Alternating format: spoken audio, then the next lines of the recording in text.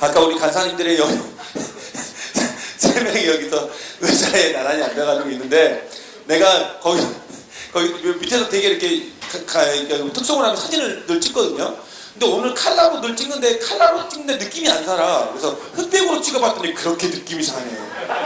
흑백으로 찍었더니 그렇게 느낌이 살아요. 페이스북으로 확인해 보세요. 칼라와 흑백을 올려놓을게요. 여러분 느낌, 어떤 느낌이 좋은지. 흑이면 흑, 칼라면 칼이라고 밑에다 댓글을 달아주세요. 예. 조은혜 씨 반가워요. 네, 조은혜 씨. 예. 오늘 어버이날이라고 또 많은 친구들이 아까 미리 예배 드리고 간 친구들도 있고, 또 이렇게 또 오랜만에 온 친구들도 있고, 그러네요. 여러분, 제가 잠깐 설교 들어가기 전에 예배에 대해서 다시 한번 좀 이야기를 한번 하고 가야 될 시점인가 싶어요.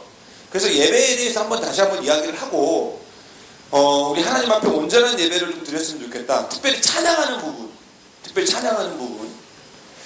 여러분, 제가 예전에도 말씀드렸지만 구약 시대에는 의자가 없었습니다. 의자가 없었다고요. 구약 시대는 그냥 서서 예배 드렸어요.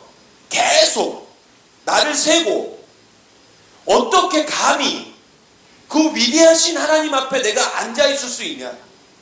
그래서요, 서서 예배 드려요. 여러분, 우리가요 이렇게 앉아 있는데 갑자기 어려운 분이 들어왔어요. 어려운 분, 높으신 분. 자, 뭐 직장생활 하시는 친구들은 잘 알겠지만은, 앞에 높은 분이 들어오면 어떻게 해요? 그냥 앉아서 인사해요? 왜 오셨어요? 벌써 이래요? 그러죠? 진짜 빨딱 일어납니다. 빨딱 일어나서, 뭐 이렇게 하죠. 그러니까 구약시대는 그 높으신 하나님 앞에 도저히 앉아 있을 수가 없었어요. 근데 지금은 이제 편의상, 어느 정도 편의를 봐주기 위해서 이런 의자, 특별히 여러분은 완전히 극장식 의자에 앉아가지고, 예? 특별히 맨 뒷자리에 앉으면 거의 거기는 뭐 수면실이잖아, 수면실. 거기는 목까지 받쳐지니까. 좋은 이렇게 의자에 앉아있는 거죠. 그러면은 예배 드릴 때, 솔직히 그래요. 새벽 예배 드리는데, 혼자 서 있기는 좀 뻘쭘하지. 그러잖아. 새벽 예배 드릴 때 아무도 안 서 있는데, 찬송가 부르는데 아무도 안 서 있는데, 나 혼자 서 있으면은, 저거 미친 거 아니야? 이렇게 생각할 수 있기 때문에, 그때는 조금, 전체적인 질서적 차원에서 좀 일어서고 싶지만 앉아있는 거예요. 그러나, 젊은이 사역부 예배만큼은, 특히 뭐, 우리 또 주일날 2부 예배 같은 경우는, 여러분, 설 수 있어요. 그러니까 온전한 예배는 하나님 앞에 드릴 수 있는 기회라고요. 그러면 뭐 해야 돼요? 서서 예배 드려야죠. 웬만하면. 그 위대하신 하나님 앞에. 근데 우리는 어떤 줄 아세요? 빠른 노래 나오면 쓰고 느린 노래 나오면 안 준다? 그거 누가 해준 법칙이지? 그런 법칙 없어요, 여러분. 왜 빠른 노래 나오면 빠른 노래 나오구나. 그래서 일어나고 느린 노래 나오면 안 듣는 거야. 이건 아니죠. 그리고 제가 예전에 말씀드렸죠. 구약에는 4가지 제사법이 있다고 그랬어요. 그걸 어떻게 외운다고 그랬어요? 전, 화, 거, 요 이렇게 외운다고 그랬죠? 전하고요. 자, 전제는 뭐냐? 전제는 다른 말로 해서 관제거든요. 이것은 액체로 드리는 예배예요. 액체. 그러니까 기름을 붓는다든지 물을 붓는다든지. 그래서 제가 이것을 제가 이제 신학적으로 딱 맞는지는 잘 모르겠지만 저는 그렇게 해석을 합니다. 그럼 어떻게 해석하냐면 이걸 요즘으로 따지면은 어떻게 했냐? 예배 드릴 때 땀이 나야 된다. 그래서 우리 지금 에어컨 틀어놨잖아. 그죠? 에어컨 틀어놨어요. 여러분 모르겠지만은 여러분 예배 드릴 때 땀이 날 정도, 그게 전제예요. 저는 전제. 땀이 날 정도로 좀 예배를 드려야 돼요. 네? 그 다음에 뭐가 있어요? 화제는 뭐냐? 불로 드리는 예배예요. 불로 드리는 뭐냐? 예배 드릴 때 내 안에 막 뜨거움이 있을 때까지 그 뜨거움을 가지고 예배를 드려야 된다는 거예요. 그냥 냉랭한 마음 말고 뜨거운 마음. 그 다음에 뭐냐? 거제는 뭐냐면 높이, 재물을 높이 올려 드리는 거예요. 좀 재물을 높이 올려 드리는 거예요. 내가 최대한 들 수 있을 만큼. 그럼 이거 뭘로 해석할 수 있어요? 손을 높이 드는 거예요. 손을 높이.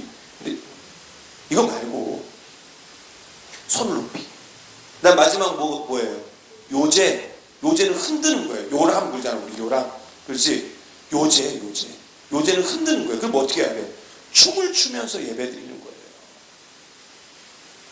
그 전화고요라는 그 전제, 화제, 거제, 요제가 그대로 지금 이 시대에도 적용이 돼서 우리 가운데 예배 드리는 것이 가장 하나님이 원하시는 예배고 하나님이 기뻐하시는 예배라니까요. 여러분, 그 예배가 우리 가운데 나타날 때 하나님이 정말로 기뻐하시는 거예요. 좀 그게 나타났으면 좋겠어요. 다음 주부터 한번 보겠습니다. 여러분, 오늘 말씀 제목 한번 다 같이 읽어보겠습니다. 좀 과격한 제목이지만 그 제목입니다. 시작. 다시 읽어봐. 여기 있잖아요. 여기 개나 줘버리고 여기다가 조금 좀 힘을 주세요. 힘을. 아시겠어요? 이 제목을 읽어보라는 이유가 있는 거예요. 내 생각과 마음은 개나 줘버리고, 개나 줘버리고, 뭐라고요? 예수의, 좀 단호한 마음으로 예수의 심장을 품으라! 이렇게. 알겠어요? 예. 좀 과격과 단호가 여기 들어가야 돼요. 다시 한번 시작. 그렇죠. 벌써 이게 제목이 있는 게 벌써 마음이 또 아프네요. 여러분, 왜 이게 중요해요? 왜 그러냐면은 오늘 말씀의 핵심이니까. 여러분, 오늘 말씀 역시요. 지난주와 마찬가지로 예수님께서 십자가에 달리시기 전날 밤 이 제자들과 함께 했던 식사, 그걸 뭐라 그랬죠? 그리고 최후의 만찬, 그 최후의 만찬 때 하셨던 이야기입니다. 오늘 말씀에서 예수님은 세상이 제자들을 미워하게 될 것이고 심지어 미워하는 것뿐만 아니라 제자들을 심하게 핍박하게 될 것이다. 이렇게 말씀하셨어요. 정말 무시무시한 말씀이죠. 그리고 이 말씀은 사도행전에 보면 그대로 실현돼요. 그리고 그 핍박은 예수님의 제자들을 넘어서서 교회로 이어졌고 지금 우리에게까지도 그 핍박은 이어지고 있어요. 사실 오늘날에도 세상은 성도와 교회를 미워하고 핍박합니다. 그래서 성도의 길은 가시밭길이고 미움의 길이고 핍박의 길이에요. 그래서 많은 성도들은 이런 상황 속에서 좌절할 수밖에 없고 낙담할 수밖에 없어요. 사실 우리 많은 청년들만 봐도 그 믿음의 길, 그 신앙의 길을 가면서 만나게 되는 많은 그 어려움 속에서 굉장히 고통스러워하는 것을 볼 수가 있어요. 왜냐하면은 신앙의 양심이 있어서 그것 때문에 싸우는 거예요. 늘. 그냥 내 마음대로 하고 싶은데, 내 생각대로 하고 싶은데, 내 의지대로 하고 싶은데 내 안에 뭐가 있는 거야? 믿음이 있는 거야. 신앙의 양심이 있는 거예요. 선한 양심이 있어서 그것 때문에 계속 싸우는 거예요. 근데 너무 힘든 거예요. 그 싸움이. 그 전쟁이 너무 힘든 거예요. 그래서 목사의 입장에서 제가 여러분들을 바라볼 때 그런 모습을 바라볼 때마다 너무나도 안타깝고 너무나도 마음이 아프고 너무나도 짠한 마음이 드는 게 한두 번이 아닙니다. 그렇다면 우리는 왜 이렇게 그런 상황 속에서도 왜 우리는 자꾸만 쉽게 좌절하고 왜 쉽게 낙담하냐 이거죠. 그것은 바로 그리스도인이 예수님은 바라보지 않고 자꾸만 누구를 바라보느냐? 자기 자신만 바라보기 때문에 그런 것입니다. 우리가 분명히 알아야 될 사실이 있는데요. 그리스도인은 예수님이 아닌 다른 것을 자꾸만 보잖아요. 그럼 무조건 낙담하고 무조건 좌절하고 무조건 실패할 수밖에 없어요. 여러분 시편 42편에 보면 1절에서부터 4절까지 시편 42편 1절에서 4절까지의 그 내용을 보면 그 42편의 시편의 저자는 굉장히 심각한 수준의 낙담과 그 좌절 속에 있는 것을 우리가 그 시를 통해서 볼 수가 있어요. 그래서 어떻게 표현했냐면요. 자신의 감정을 이렇게 표현했어요. 눈물이 주야로 음식이 되었다. 어떻게 됐다고요? 눈물이 어떻게 됐다고요? 주야로 음식이 된 거예요. 그냥 음식이 아니야. 주야로 음식이 되었다. 그러면 이게 무슨 말이에요? 하루 종일 울고 있었다는 거예요. 너무 힘들어서. 너무 답답해서. 너무 고통스러워서 정말 아무것도 할 수 없어서 소망이라는 것은 티끌만큼도 보이지 않아서 도저히 답을 찾을 수가 없어서 어떻게 해야 될지 모르는 상황 속에서 그 답답함 때문에 주야로 하루 종일 울고만 있었다는 거예요. 그런데 시편 42편 1절에서 4절까지는 그렇게 고백했는데 갑자기 5절에서 이렇게 고백합니다. 5절에서 같이 한번 볼게요. 시작. 내 영혼아 내가 어찌하여 낙심하며 어찌하여 내 속에서 불안해하는가? 너는 하나님께 소망을 두라. 그가 나타나 도우심으로 말미암아 내가 여전히 찬송하리로다. 아멘. 너무나 고통스러워서 하루 종일 울고 있던 사람이 갑자기 이렇게 고백합니다. 야, 자기 자신한테 그렇게 말하는 거예요. 자기 자신한테, 자기가. 야, 왜 낙심하니? 왜 불안해하니? 그러면서 뭐라고 말하냐면, 이젠 울지 않고 내가 노래하겠다, 찬송하겠다, 이렇게 말해요. 이게 무슨 말이에요? 지금 이제는 내 마음이 기쁘다는 거예요. 행복하다는 거예요. 아니, 여러분 생각해 보세요. 무슨 미친 사람도 아니고 방금까지 슬퍼했던 사람이 이제 너무 기뻐서 뭐하고 있다는 거예요? 노래하고 있다는 거예요. 그렇다면 그 이유가 뭘까? 바로 하나님께 소망을 두었기 때문에 그런 거예요. 하나님을 바라보니까 그 안에 소망이 생긴 거예요. 여러분, 마귀는요, 우리에게 끊임없이 낙담을 주고 좌절을 심어줍니다. 그래서요, 우리가 아무것도 못하게 만들어버리는 거예요. 처음에도 말씀드렸지만 세상은요, 성도와 교회를 굉장히 미워합니다. 그리고 핍박하고 증오합니다. 그래서 세상 속에 살아가는 그리스도인들은 당연히 힘들 수밖에 없어요. 당연히 고통이 따를 수밖에 없다고요. 결국 우리에게 남겨진 건 뭐밖에 없느냐? 낙담, 좌절, 그리고 실패할 것이라는 그 두려움, 그거밖에 없는 거예요. 그래서 우리가 이런 현실에서 패배하지 않으려면, 실패하지 않으려면, 지지 않으려면 우리는 우리의 소망 대신 하나님, 예수 그리스도만 바라봐야 된다는 것입니다. 그렇다면 우리는 왜 이렇게 세상에 미움이 되고 세상은 우리를 왜 이렇게 핍박하냐 이거예요. 우리는 왜 이 세상 속에서 왜 이렇게 고통스럽냐 이거예요. 여러분, 오늘 말씀 20절을 한번 볼까요? 20절 같이 봅니다. 시작. 내가 너희에게 종이 주인보다 더 크지 못하다는 말을 기억하라. 사람들이 나를 박해하였은즉 너희도 박해할 것이요 내 말을 지켰은즉 너희 말도 지킬 것이라. 아멘. 여기 보세요. 예수님은 뭐라고 말씀하셨냐면 종이 주인보다 뭐하지 못하다? 더 크지 못하다. 이게 맞는 말이죠. 종이 주인보다 크지 못해요. 여기서 종은 누구를 말하냐면 우리를 말합니다. 우리를 말하고 주인은 예수 그리스도를 말합니다. 예수님을 말해요. 결국 예수님이, 잘 들어보세요. 한번 그리고 잘 생각해 보세요. 예수님이 이 땅에 계시면서, 예수님은 뭐라고요? 주인이에요. 그 주인 대신 예수님이 이 땅에 계시면서 핍박을 받으셨습니다. 그러셨죠? 그래서 어떻게 되셨어요? 십자가에 달려 죽으셨잖아요. 십자가에 달려 죽으셨어요. 자, 그러면 우리는 누구라 그랬어요? 우리는 누구죠? 우리는 종. 그러면 종이 주인보다 더 크지 못하니까 종인 우리도 당연히 뭘 받아야 되는 거예요? 핍박을 받아야 되는 거예요. 그러니까 우리에게 핍박과 박해와 고통과 고난은 당연한 거라고요. 그러므로 세상이 우리를 미워하고 핍박하는 건 당연한 거예요. 그런데 문제는 많은 그리스도인들이 예수님의 고난에 동참하겠다라고, 그리고 동참한다라고 말하면서도 그 믿음과 신앙을 선택함으로 오는 그 좌절과 낙심과 그리고 실패에 대한 두려움으로 말미암아 그 고난을 외면해 버린다는 거죠. 그래서 그리스도인이 마땅히 걸어야 될 그 십자가의 길을 가지 않게 되는 거예요. 조금이라도 나에게 손해가 있고 내 생각과 내 마음에 맞지 않는다면 다 외면해 버리는 거예요. 다 모른 척 해버리는 거예요. 그냥 거부해 버리는 거예요. 그러나 여러분, 그리스도인이 가야 할 길은 예수님을 위해 핍박받는 것이고 그 핍박받는 것이 진짜 복된 삶이라는 거예요. 여러분, 이건 제 이야기가 아니에요. 마태복음 5장 10절에서 12절까지 보겠습니다. 마태복음 5장 10절에서 12절, 아주 유명한 말씀이죠. 같이 봅니다. 시작.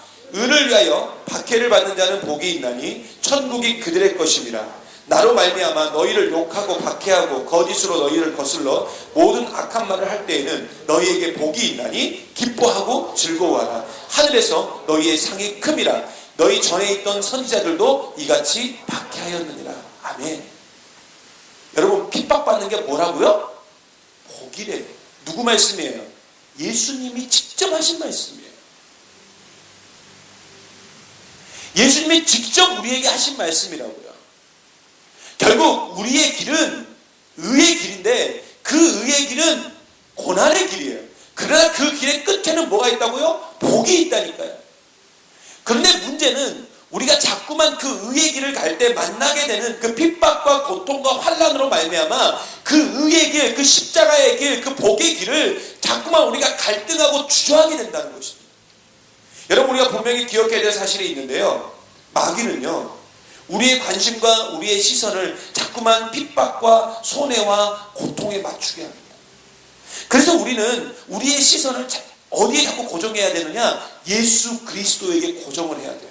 오늘 숙모임 때도 그런 얘기 할 거예요. 예수 그리스도에게 우리 시선이 가야 된다고요. 그래야 바르게 갈 수 있고 넘어지지 않고 똑바로 갈 수 있는 거예요.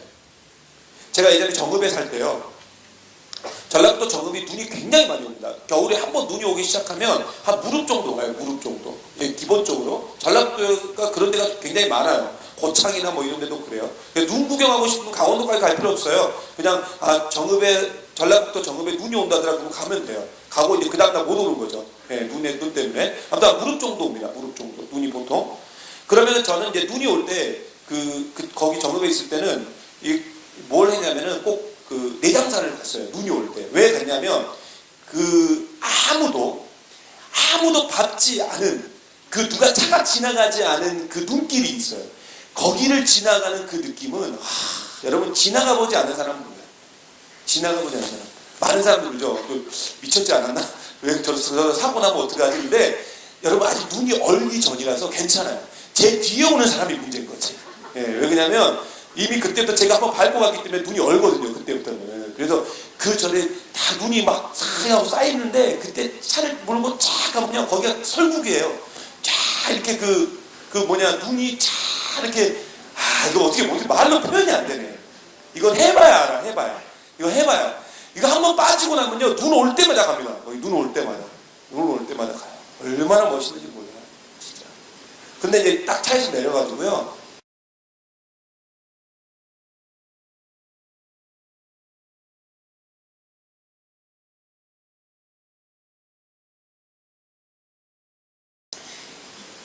이런 생각이 한 번씩 들 때가 있어요. 저기에 나무가 있는 거예요. 나무가 있는데, 자, 그 나무까지 내가 반듯하게 걸어보고 싶은 거예요. 그래서 발자국을 만들어 보고 싶은 거예요. 왠지 그런 욕구 있잖아요. 아무도 그런 욕구 없나요? 저만 있나요? 아무도 없는데 나 혼자만의 발자국을 만들어 보고 싶은, 예? 그 느낌. 여러분, 그만큼 감정이 죽은 거예요. 여러분의 그 감정이 다 죽고, 여러분 다 이 죄에 물들어서, 자, 하고 싶은데, 잘 보세요. 그럼 문제예요. 자, 저기 있는 나무까지 내가 반듯하게 걸어갈 수 있는 방법은, 자, 1번, 나무를 보고 간다. 2번, 내 발끝을 보고 간다. 네? 어딘 것 같아요? 벌써 헷갈리죠? 1번이에요. 1번. 여러분, 반듯하게 가고 싶으면 나무를 보고 가요. 그래야, 물론 완전히 정확하게 반듯하게 갈 수는 없겠죠. 근데 최대한 반듯하게 갈 수 있어요. 그런데요, 내가 반듯하게 간다고 내 발끝을 보고 가잖아요? 그러면 어느 순간 내가 이렇게 가 있는 거예요. 이렇게. 그래서 딱 돌아보면은 이렇게 사선으로 그어져 있어요. 그래서 잘못하면 떨어져 죽을 수도 있지. 결국 여러분, 제가 뭔 얘기를 하려고 이 이야기를 하냐면, 현재 여러분 눈앞에 놓여있는 그 현실, 그 고난과 핍박과 손해와 그 어려움에 여러분의 눈과 마음을 두면 안 된다는 거예요. 그럼 반듯하게 갈 수 없어요. 우리의 눈과 우리의 마음은 오직 끝에 계시는 예수 그리스도 그 한 분만 바라보고 가야 된다.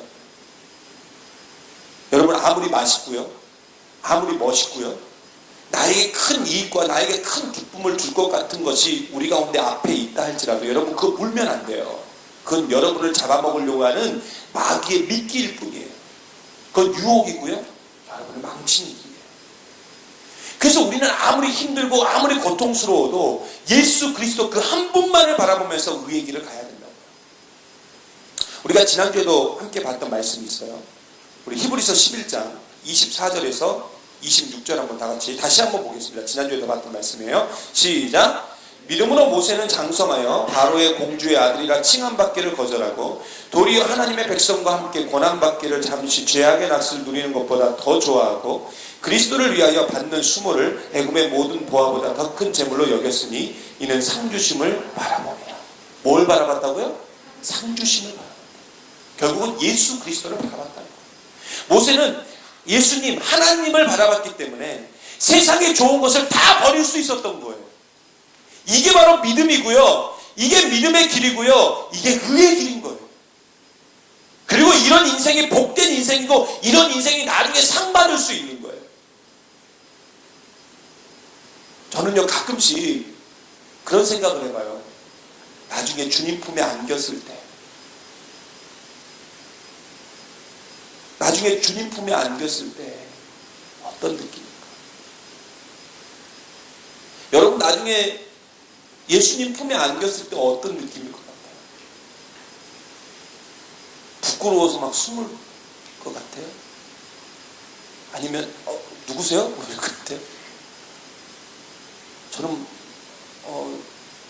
지금도 이 생각하니까 가슴이 울 것 같은데 계속 울 것 같아요.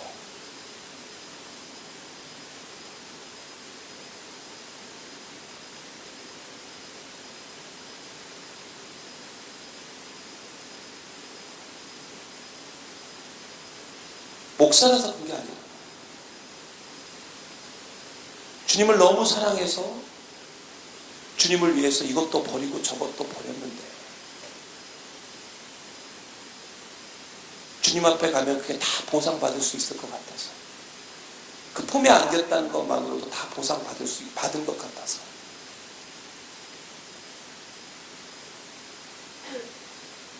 여러분 로마서 5장 3절에 보면 사도 바울은 환난 중에서도 기뻐하고 기뻐한다라고 고백하고 있어요. 근데 솔직히 여러분 환난 중에 어떻게 기뻐할 수 있습니까? 그렇다면 사도 바울은 어떻게 해서 이런 말도 안 되는 이야기를 이런 고백을 할 수 있었을까요? 여러분 로마서 5장 3절과 4절에 보면 이렇게 증가합니다. 같이 봅니다. 시작. 다만 이뿐 아니라 우리가 환난 중에도 즐거워하나니 이는 환난은 인내를, 인내는 연단을, 연단은 소망을 이루는 줄을 알미로다. 아멘. 결국 환난을 당해도 기뻐했던 이유는 뭐냐? 사도 바울이 그 끝에 있는 뭘 본 거예요? 소망을 본 거예요. 하나님이 주시는 그 소망을 바라봤기 때문에 그는 승리할 수 있었던 거예요. 그러므로 그리스도인은 현재가 아니라 끝! 즉 소망을 바라봐야 돼요.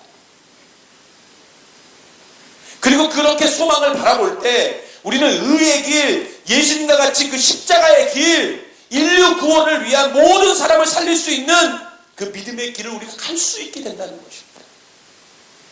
여러분 마태복음 11장에 보면 예수님이 아주 유명한 얘기를 했어요. 마태복음 11장 28절에 수고하고, 그렇지 이 정도 돼요. 수고하고 무거운 짐 지닌 자들아 다 내게로 오라 이렇게 말씀하셨어요. 다 내게로 오라. 근데 우리는 이 말씀만 알죠. 그러니까 맨날 그것만 생각하는 거야. 그래서 나는 수고하고 무거운 짐이 있으니까 예수님께 가야지. 근데 그 다음에 뭐라고 말씀하시느냐? 너희는 그렇게 온 우리에게 뭐라고 말씀하셨냐면 너희는 이제 내 마음, 그 마음이 뭐냐면 예수님이 이렇게 말씀하셨어요. 온유와 겸손을 내게서 배우라. 이렇게.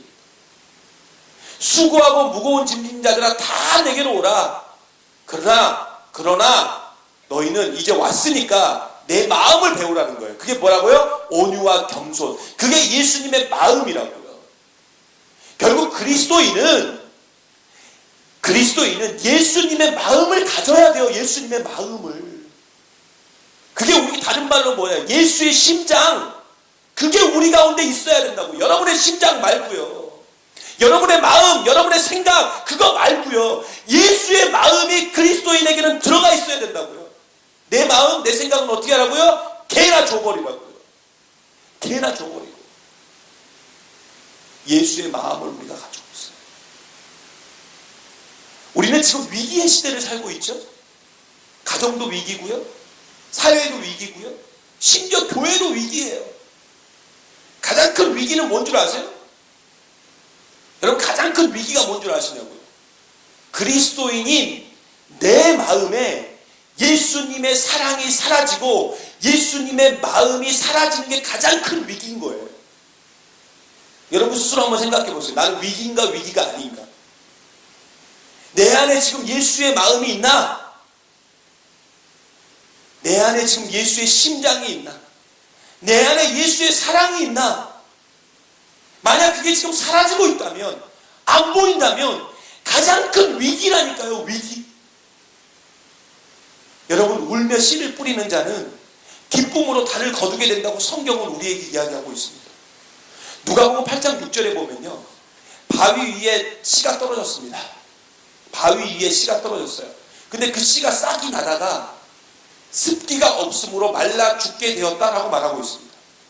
여기서 습기는 다양하게 해석할 수 있지만 저는 눈물이라고 해석하고 싶어요. 눈물이다. 바로 죽어가는 영혼들을 향한 예수님의 그 마음이 없으니까 말라 죽게 돼버려요. 우리가요, 자, 5월 29일 날 저 친구들에게 복음을 전하는데, 또는 여러분의 삶 속에서 복음을 전하는데, 그러면 일단은 씨를 뿌릴 거 아닙니까? 씨를 뿌릴 거 아니에요. 그죠? 근데 이상하게 뭐가 안 돼요? 전도가 안 돼요. 물론 여러 가지 이유가 있겠죠. 근데 특별히 그 이유가 뭘까? 가장 큰 이유는 저도 마찬가지지만 우리 가운데 눈물이 말라버렸기 때문에, 저 영혼들을 향한 눈물이 우리 가운데 없기 때문에 그렇다. 여러분, 예수님은 어떻게 하셨냐? 성경에 보면 끊임없이 예루살렘을 바라보면서 통곡하셨고 우셨다는 거예요.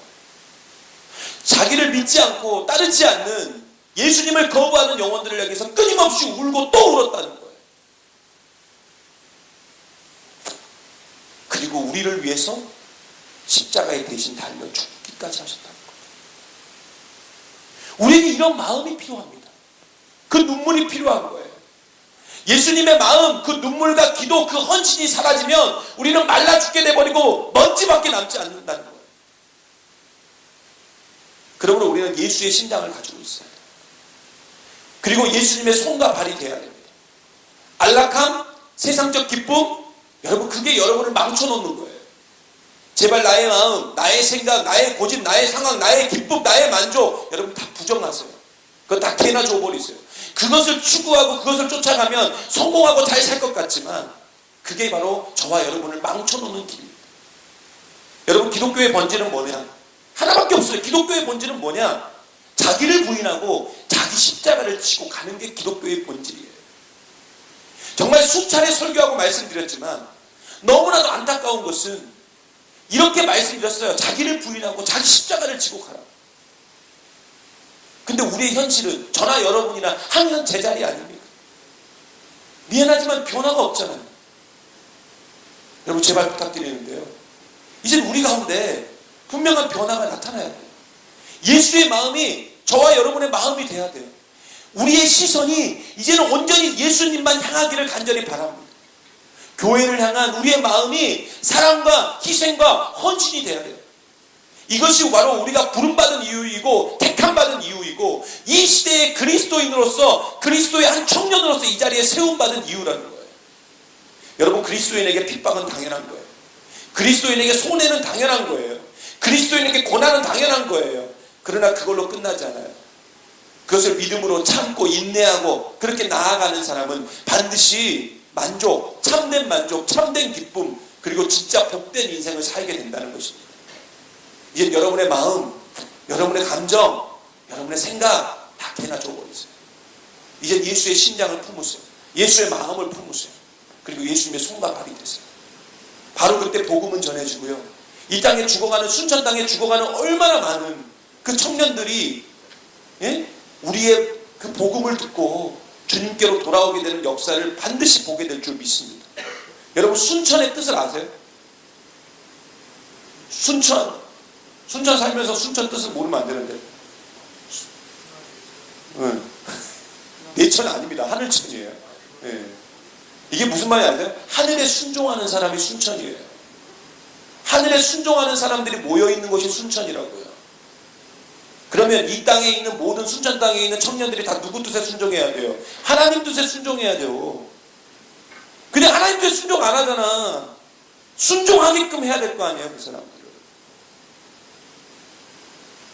그리고 이번 여름에 여러분 우리가 이제 또 보성에 가서 또 복음을 전하고 또 그 지역을 섬기지 않습니까? 여러분 함께 해주세요. 놀라운 일이 일어나요. 캄보디아 여러분 지금도 신청받고 있어요. 걱정하지 마세요. 나 50명 되면 50명도 데리고 갈 수 있어요. 여러분이 가야 되고 여러분이 해야 될 일들이 너무나 많아요. 가득 차 있어요. 그렇게 하게 될 때 많은 영혼들이 주님 곁으로 돌아오게 되는 그 놀라운 역사를 보게 될 겁니다. 말씀 마무리할까 합니다. 그리스도인의 길은 십자가의 길이고요. 그리스도인의 삶은 순교자의 삶이고요. 그래서 철저히 우리는 자기를 부인하고 예수의 마음을 품고 자기 십자가를 지고 나아가야 돼요. 그렇게 갈 때 죽어가는 수많은 많은 영혼들이 우리를 통해서 주님 곁으로 돌아오게 되는 그 역사를 우리는 반드시 보게 될 줄 믿습니다. 이 시간 우리 함께요 찬양하고요 함께 기도하고요 주님 앞에